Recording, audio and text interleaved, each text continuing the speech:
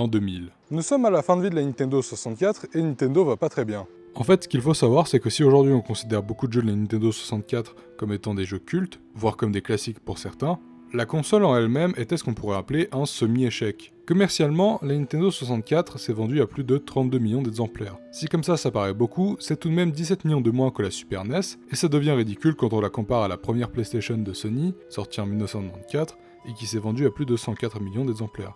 En 1999, Nintendo voit que les ventes de la Nintendo 64 s'essoufflent. Pour essayer de pallier à ce problème, Nintendo sortira le 64DD, qui s'est avéré être un énorme bide, et les jeux qui sont sortis sur la fin de vie de la Nintendo 64 n'ont pas su la sauver. Sur la fin de vie de la console, la plupart des jeux qui sortaient étaient assez excentriques vis-à-vis du catalogue de base de la Nintendo 64. Ça a donné des jeux aussi étranges que variés comme Majora's Mask, Perfect Dark ou encore l'improbable Conquer Bad Fur Day.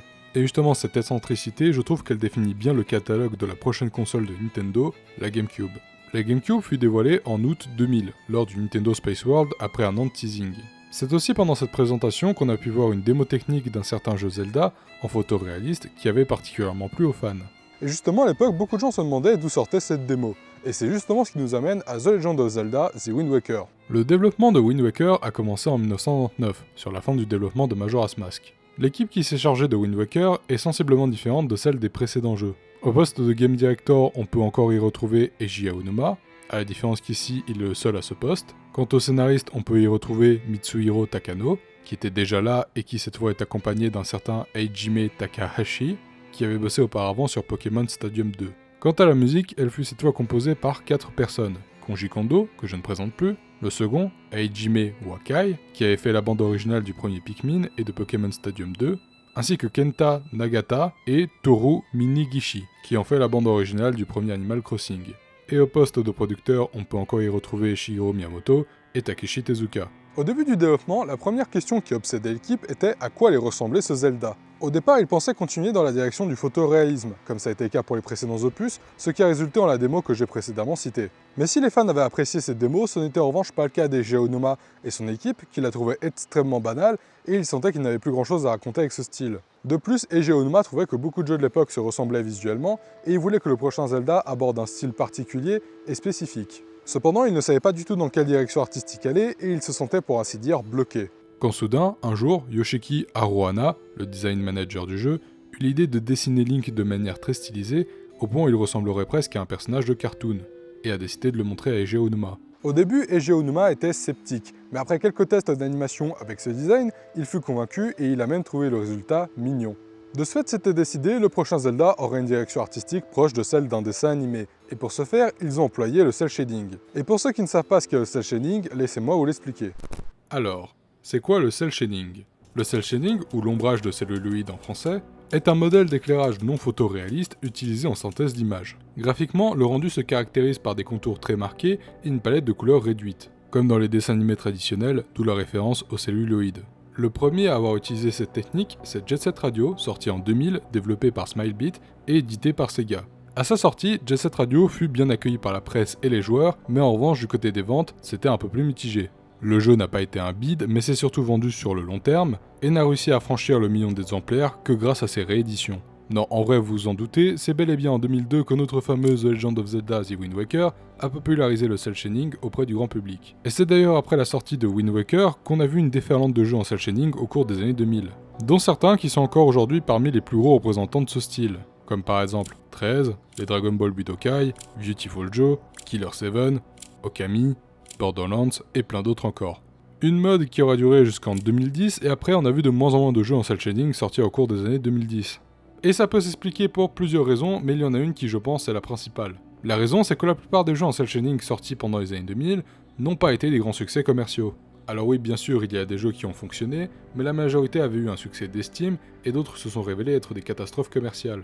Et étant donné que la plupart de ces jeux n'étaient pas rentables, l'industrie en a fait de moins en moins. Alors attention, ne me faites pas dire ce que je n'ai pas dit, il y a encore des jeux en cel shading qui sont sortis au cours des années 2010, dont certains qui ont été des succès internationaux, mais on a vu peu de gros jeux en cel shading sortir ces dernières années, ce que je trouve un peu dommage. Bref, c'était l'histoire très grossièrement résumée du cel shading, maintenant revenons à The Wind Waker. L'un des gros avantages de cette direction artistique était qu'il pouvait mettre un peu plus en avant les mécaniques des énigmes en les rendant plus visuelles. Pour ce qui est des personnages, il pouvait leur donner des expressions plus marquées et moins réalistes, et il en est de même pour leur apparence.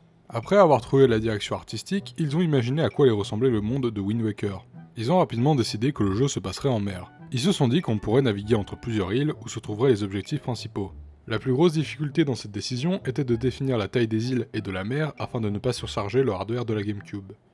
2001. C'est en août de cette même année que The Wind Waker fut dévoilé, et le public fut décontenancé. À l'époque, nous ne pouvions pas voir les réactions immédiatement, comme c'est le cas aujourd'hui avec Internet. Mais les avis étaient partagés sur ce style graphique. En tout cas, c'est le sentiment que j'ai ressenti en parlant à différentes personnes. En effet, comme l'a dit Eiji Aonuma, les fans qui s'attendaient à un Zelda en photoréaliste ont été complètement décontenancés par le style graphique de Wind Waker. Néanmoins, ils décidèrent de continuer dans cette voie en espérant que les joueurs suivraient. La dernière année du développement fut très complexe. Le jeu était censé sortir à la fin de l'année 2002 et beaucoup de choses qu'ils avaient prévues ont dû être coupées. Par exemple, il y a 2 donjons qui ont été coupés et qui ont été remplacés par la quête où on doit aller chercher les morceaux de la Triforce en mer.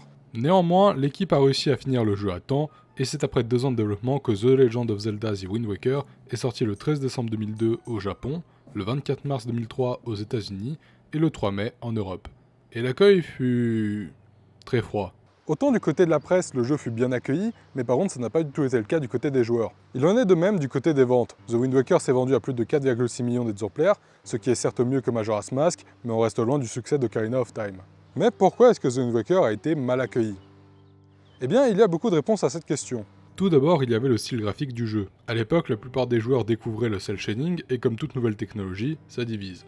Surtout aux États-Unis qui avaient pas du tout aimé ce style graphique, et qui étaient aux antipodes de ce qu'ils attendaient. D'ailleurs, on peut considérer que le public avait une attente faussée, car comme je l'ai dit, la plupart s'attendaient à un Zelda en photoréaliste. Cependant, le jeu n'a pas été mieux accueilli au Japon.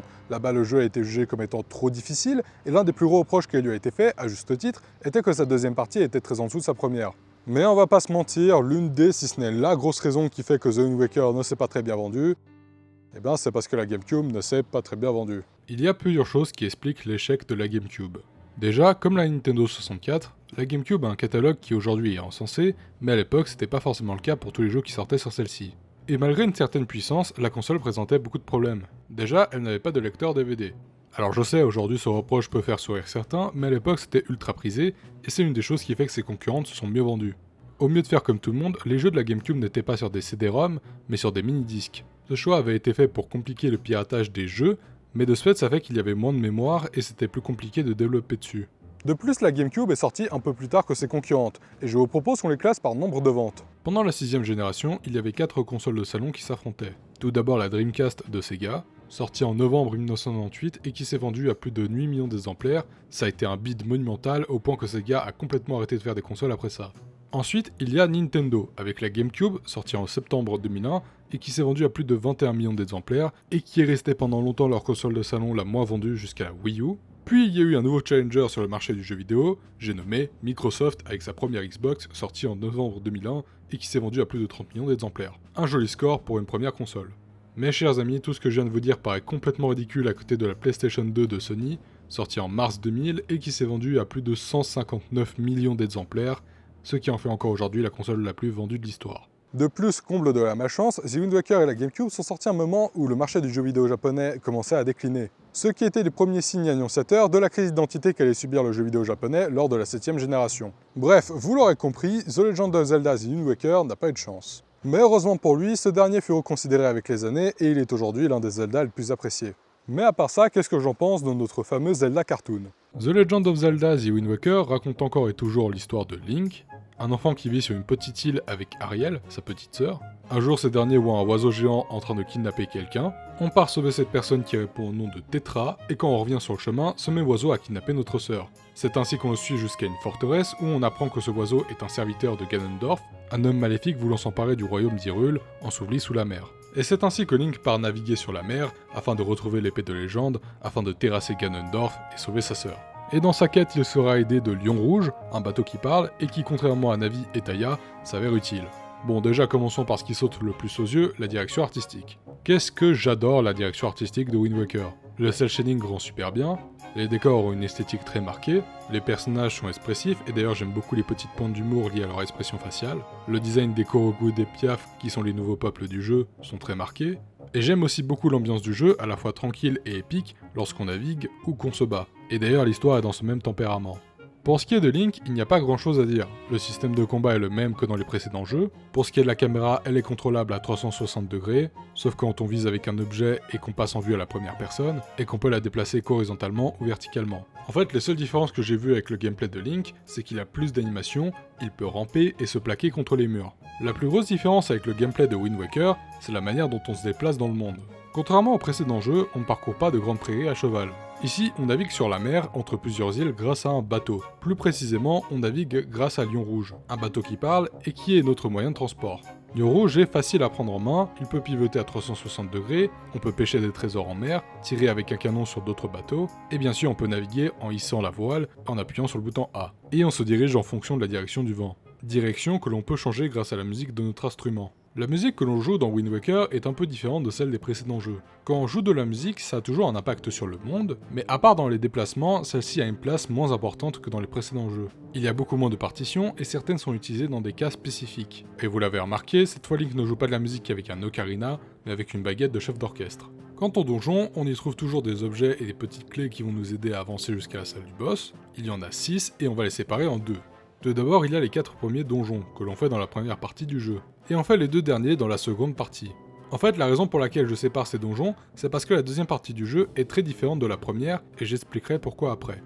La structure de la première partie est assez classique. Comme dans les précédents jeux, on alterne entre exploration, quête scénarisée et donjon. Le premier donjon que vous faites dans la première partie, c'est la forteresse maudite. La forteresse maudite est un donjon un peu spécial, car vous le parcourez 2 fois de manière différente. Quand vous le parcourez pour la première fois, votre objectif est de monter jusqu'en haut de la forteresse pour libérer votre sœur. Mais problème, vous avez perdu vos armes et de ce fait, vous êtes obligé de vous infiltrer en vous cachant et en évitant les lumières des projecteurs. Quand vous arrivez en haut pour la première fois, vous vous faites bisouter par l'oiseau géant et vous n'avez pas d'autre choix que de ravaler votre somme et d'aller faire les autres donjons du jeu. Et c'est après avoir fait tous les autres donjons de la première partie que vous revenez dans la forteresse maudite, cette fois-ci avec toutes vos armes et les connaissances apprises en chemin. Et bien sûr, vous ne manquez pas de libérer votre sœur et de vous venger de cette saloperie de volatile. Le deuxième donjon, c'est la caverne du dragon. La caverne du dragon est une grande montagne située au cœur de l'île du dragon. Tout en haut de celle-ci se situe un dragon du nom de Valou, et celui-ci est en colère et le but est de le calmer en tuant le boss du donjon. La caverne du dragon est un donjon vertical dans lequel on alterne constamment entre des pièces qui se trouvent à différents niveaux de la montagne. Le troisième donjon, c'est les bois défendus. Les bois défendus est un donjon de type labyrinthe, car vous devrez explorer de nombreuses pièces dans lesquelles la seule façon d'accéder de l'une à l'autre est en trouvant un moyen de nettoyer les portes des plantes parasites qui s'y trouvent, notamment en transportant des noix géantes pour résoudre des énigmes. Et le quatrième et dernier donjon de la première partie, c'est la Tour des Dieux. La Tour des Dieux est un donjon composé de plusieurs étages. Le premier étage de la tour est submergé d'eau qui monte et redescend constamment. Link doit naviguer sur un bateau pour atteindre les différentes salles de l'étage, ce qui est relativement difficile puisque le vent ne souffle pas. Le second étage de la tour consiste à retrouver 3 statues et à les placer dans la pièce centrale. Pour cela, Link apprend l'air du marionnettiste, afin de prendre le contrôle de ces statues qui ne peuvent pas se déplacer toutes seules. Et vous trouvez la clé de la salle du boss au 3e étage. La Tour des Dieux est personnellement mon donjon préféré du jeu, pour son ambiance, sa direction artistique, et j'en parlerai un peu après, mais je trouve que c'est le seul donjon du jeu qui possède un peu de complexité. Et comme je l'ai dit, après la Tour des Dieux, vous retournez à la forteresse maudite pour transformer l'oiseau géant en Chicken Wings. Et c'est ainsi que commence la deuxième partie du jeu. Quand vous commencez la deuxième partie du jeu, vous avez certes libéré votre sœur, mais vous n'avez pas encore battu Ganondorf. Dans cette deuxième partie, vous avez 2 objectifs. Le premier, redonner ses pouvoirs à l'épée de légende, et le second, reconstituer un morceau de la Triforce qui a été séparé en 8 fragments, dispersés un peu partout en mer. Et autant vous le dire d'avance, cette deuxième partie est ratée. Mais avant de vous dire pourquoi, finissons-en avec les donjons. Dans la deuxième partie, il vous reste le Temple du Vent et le Temple de la Terre. Et sachez que vous pouvez faire ces temples dans l'ordre que vous voulez. Mais avant, il faudra aller chercher les bottes de plomb et les bracelets de force.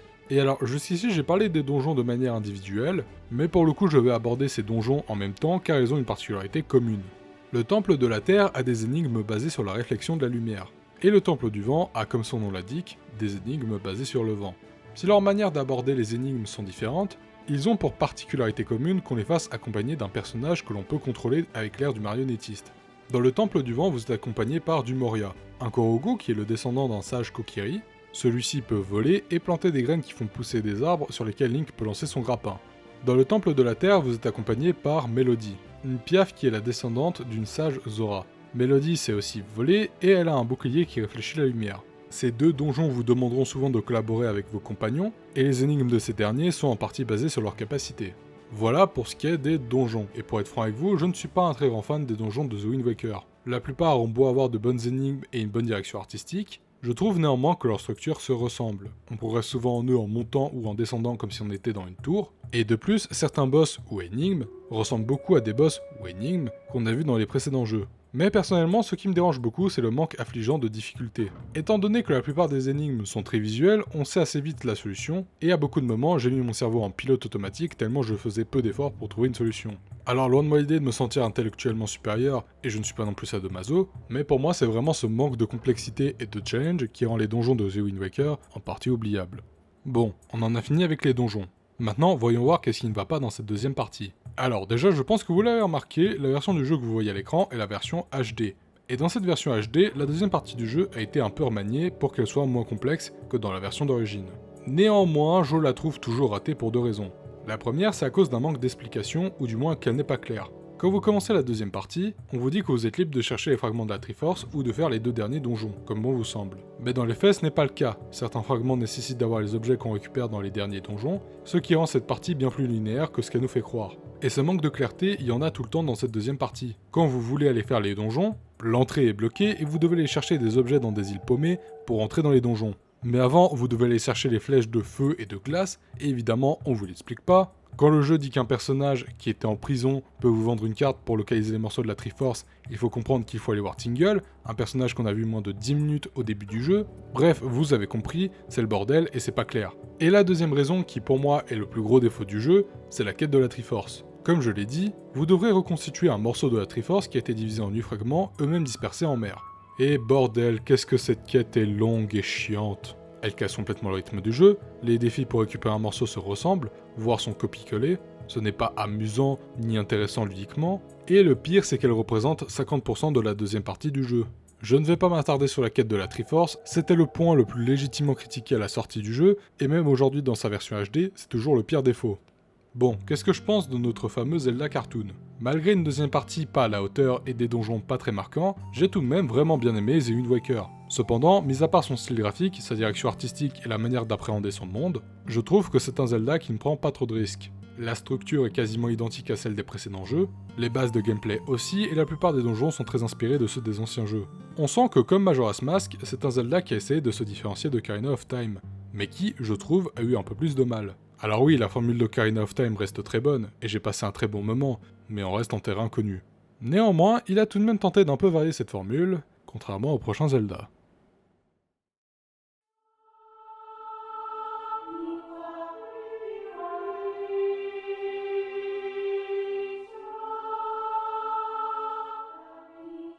« 2003. Nintendo va pas bien.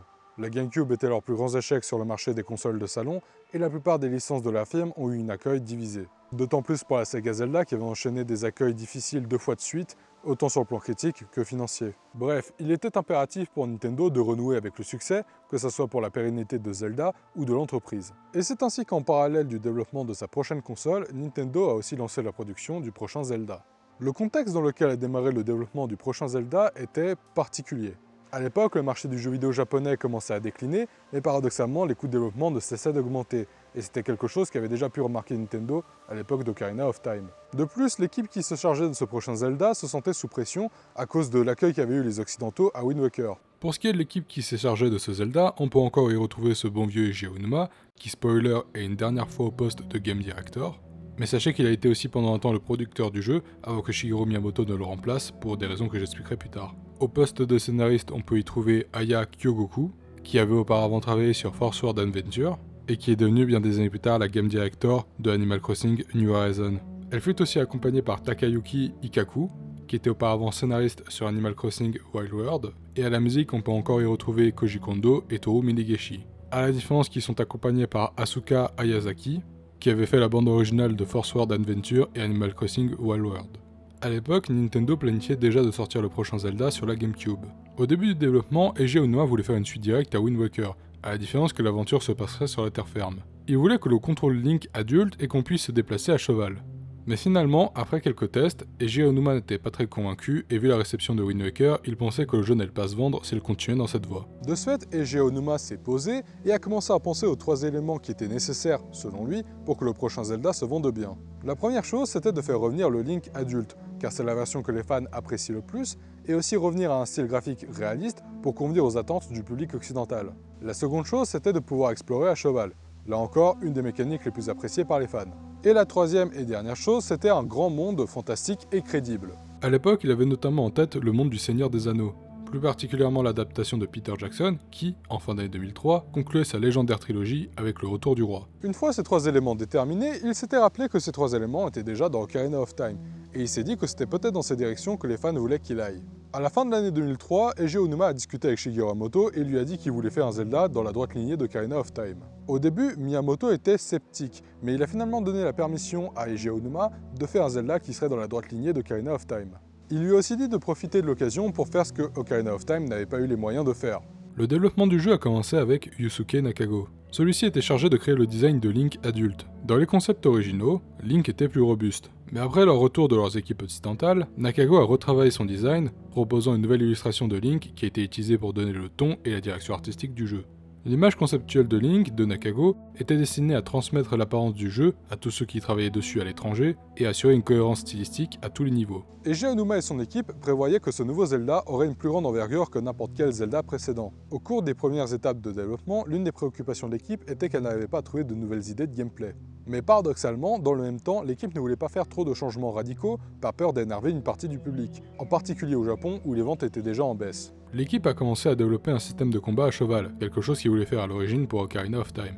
Au cours des 4 mois suivants, les développeurs ont créé un prototype et celui-ci a servi de base pour un trailer pour l'E3 2004. Le trailer a été conçu pour que le public ne se rende pas compte qu'il regardait un jeu Zelda, jusqu'à ce que la caméra révèle progressivement Link et le titre de la série pour provoquer l'enthousiasme. Et le moins qu'on puisse dire, c'est que ça a marché.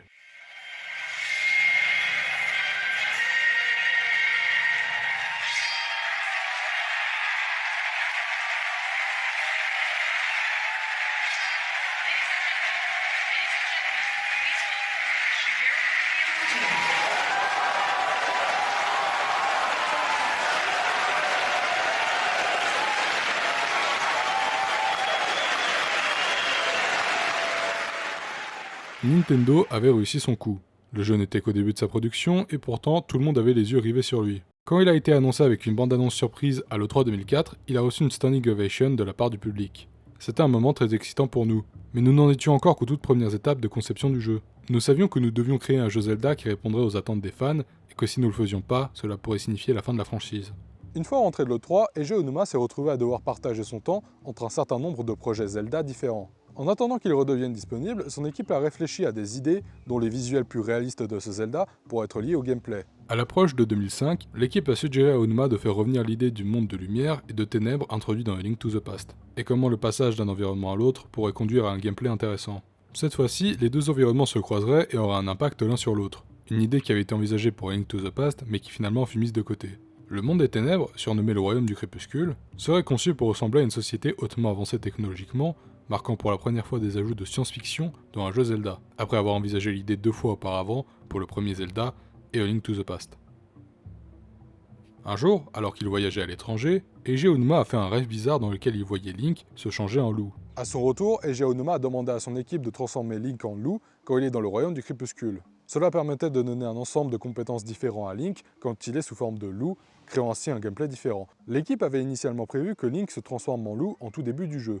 Eiji Aonuma aimait bien l'idée de désorienter le joueur dès le début du jeu afin de le forcer à apprendre à se frayer un chemin en tant que loup. Mais finalement, l'idée fut rejetée. À la demande de Miyamoto, l'équipe a également créé un personnage qui monte sur le dos de Link en loup pour le rendre plus intéressant visuellement. À la base, ce personnage a été conçu pour apparaître relativement peu de temps, mais au fur et à mesure que le développement progressait, il a commencé à jouer un rôle central dans l'histoire du jeu et son design a beaucoup changé.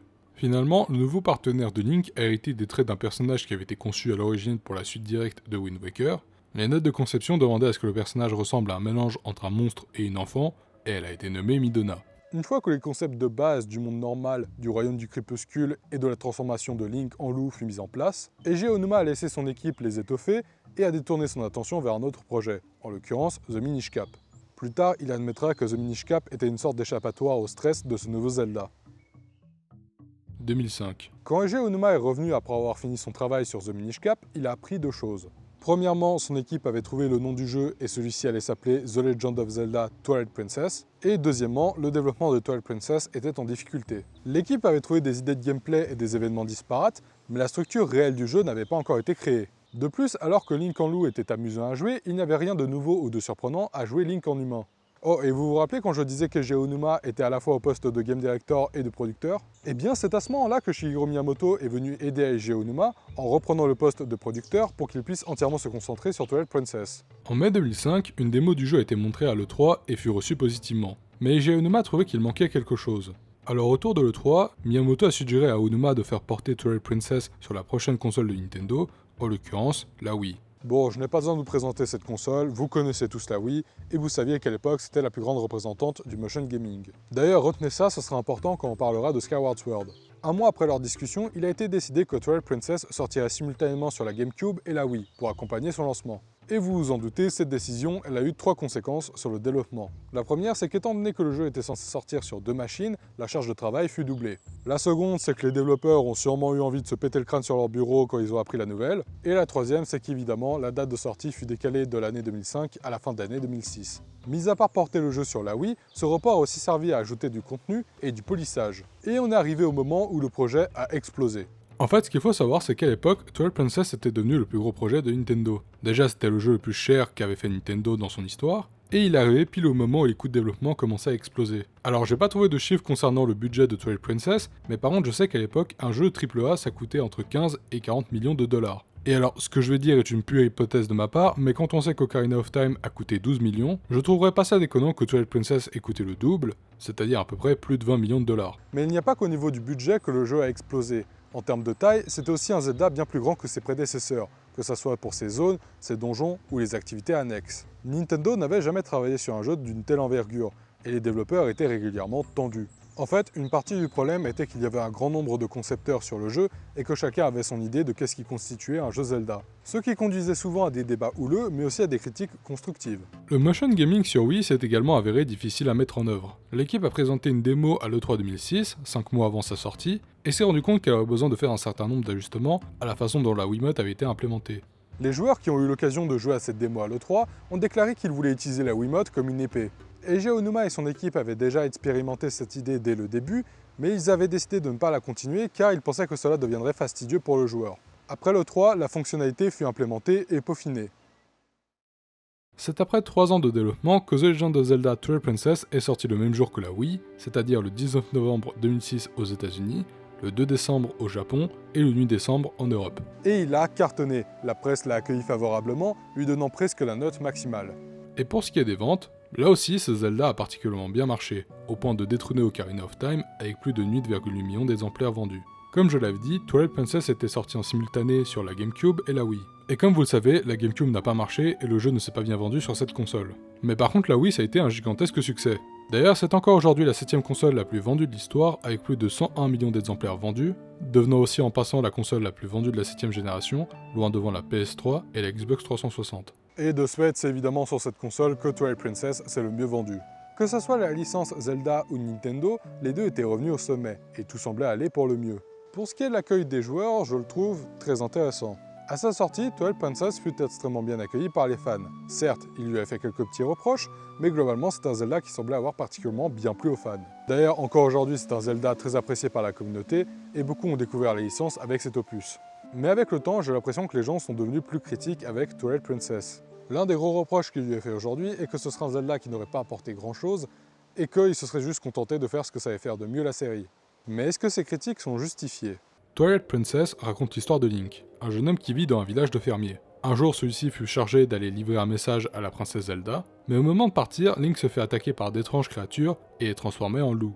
En essayant de s'échapper, Link fait la rencontre de Midona, une rebelle du royaume du crépuscule qui veut l'aider. On retrouve Zelda et celle-ci nous dit que le royaume d'Hyrule a été envahi par le royaume du crépuscule, un royaume dirigé par Xanto et qui est en vérité un sbire de Ganondorf, mais ça on l'apprend bien plus tard. L'objectif de Link et de Midona est clair, libérer le royaume d'Hyrule de l'emprise de Xanto et arrêter Ganondorf. Bon, commençons par le gameplay. Pour ce qui est de Link en humain, je n'ai pratiquement rien à dire car c'est les mêmes bases que dans Ocarina of Time. De même pour ce qui est du gameplay du cheval, qui est très similaire à celui d'Ocarina of Time, à la différence qu'on peut combattre un ennemi en même temps qu'on est en selle. D'ailleurs je trouve le système de combat à cheval un peu foireux en main.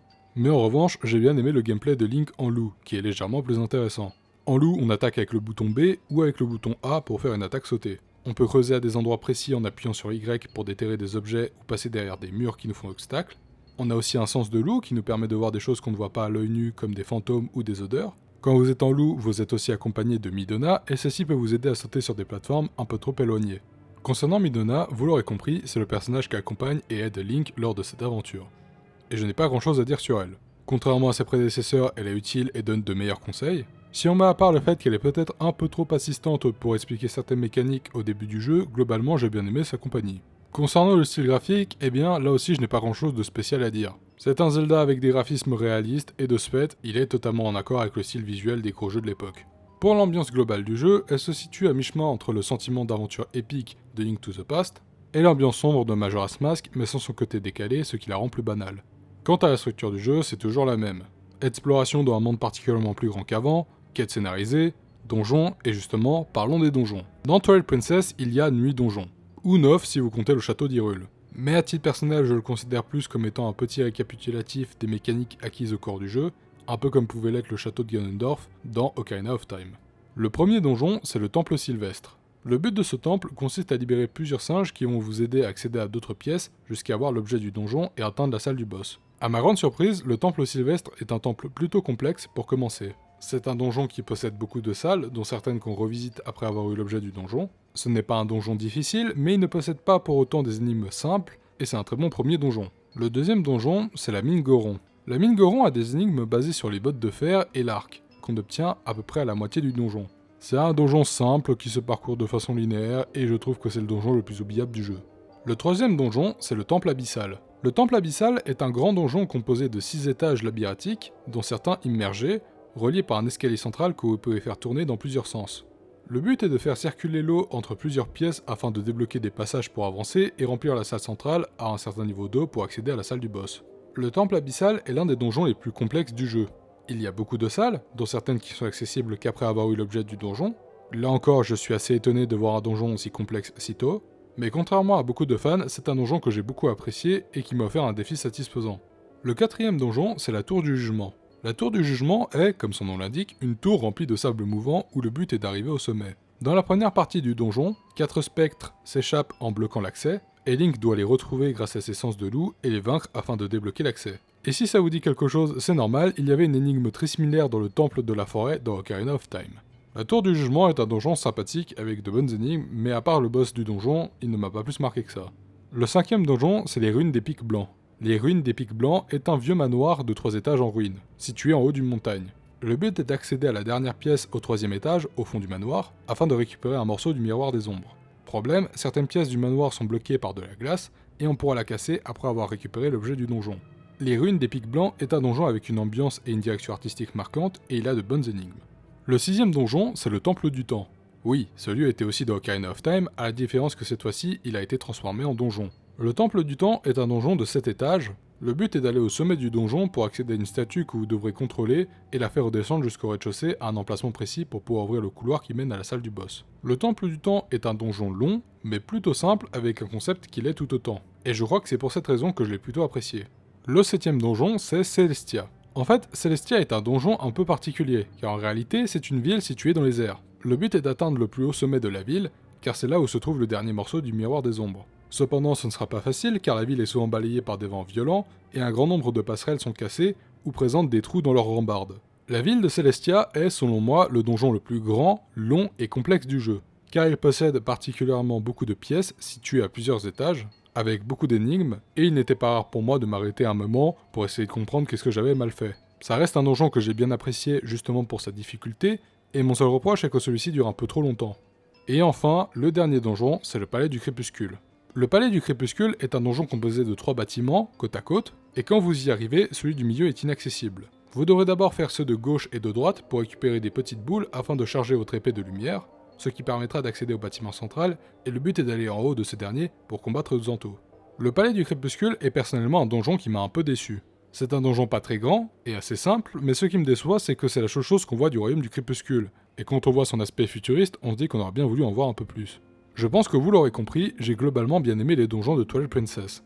Ils possèdent une direction artistique et une ambiance marquante, ils possèdent de bonnes énigmes avec une bonne difficulté, mais ils ont aussi un gros défaut, ils ne sont pas originaux vis-à-vis de la série. Et justement, on arrive enfin au plus gros défaut du jeu, Et ce défaut, c'est que Twilight Princess n'a rien apporté de nouveau. C'est même plutôt un Zelda qui a repris beaucoup de choses qu'avaient fait ses aînés. Déjà, il y a le gameplay de base de Link, qui n'a quasiment pas bougé depuis Ocarina of Time. Le concept de transformation vient indirectement de Majora's Mask. La structure aussi n'a quasiment pas bougé depuis Ocarina of Time, et d'ailleurs ça va même un peu plus loin que le schéma exploration, quête et donjon, car le jeu reprend partiellement les mêmes concepts. Comme pour Ocarina of Time, le jeu commence dans un petit village paisible en forêt, le premier donjon du jeu se déroule dans un arbre, il y a un donjon chez les Gorons avec un design vaguement industriel, il y a un donjon complexe avec l'eau pour thématique, il y a un donjon qui se déroule dans le désert, et comme je l'ai dit, celui-ci a repris une des énigmes les plus marquantes d'Ocarina of Time. Il y a le Temple du Temps, qui était déjà dans Ocarina of Time, à la différence qu'il a été transformé en donjon, et d'ailleurs celui-ci s'inspire beaucoup d'une énigme de la Tour des Dieux dans The Wind Waker. Et le dernier endroit du jeu est le château d'Hyrule, où on combat Ganondorf. Alors non pas que tout ce que je viens de dire soit mal fait, au contraire, c'est juste du déjà vu. Et ce n'est pas un monde plus grand, un donjon qui se déroule dans une ville, l'ajout d'un système de combat à cheval foireux, ou l'absence de mécanique avec la musique, qui me ferait dire le contraire. Et justement, j'en arrive à la question fatidique, qu'est-ce que j'ai pensé de The Legend of Zelda Twilight Princess? Eh bien, contrairement à ce que vous pouvez peut-être penser, j'ai bien aimé Twilight Princess. Mais pas pour de bonnes raisons. À titre personnel, je considère Twilight Princess un peu comme un best-of de tout ce qui avait fait de mieux la série à sa sortie. Mais de ce fait, ça fait que ce que j'aime dans le jeu ne vient pas vraiment de lui. Comme je l'ai dit, c'est un Zelda qui a repris beaucoup de choses de ses aînés, et qui, plus qu'un autre, a voulu être le digne successeur d'Ocarina of Time. Et c'est aussi justement pour moi sa plus grande erreur, car en essayant de ressembler à Ocarina of Time, il peine à trouver des idées originales et perpétue une formule qui commençait déjà sérieusement à devenir lassante. Oui, comme je l'ai dit plus tôt, la formule d'Ocarina of Time est très bonne, mais elle ne peut pas marcher éternellement. Après 3 jeux qui ont repris cette formule, on commence à bien la connaître, et à toujours répéter une formule, le public finira par se lasser. Et quelque part, je pense que les équipes de Nintendo en étaient bien conscientes. Et c'est justement après Twilight Princess qu'ils ont commencé à essayer de plus ou moins changer la formule. Avec plus ou moins de réussite.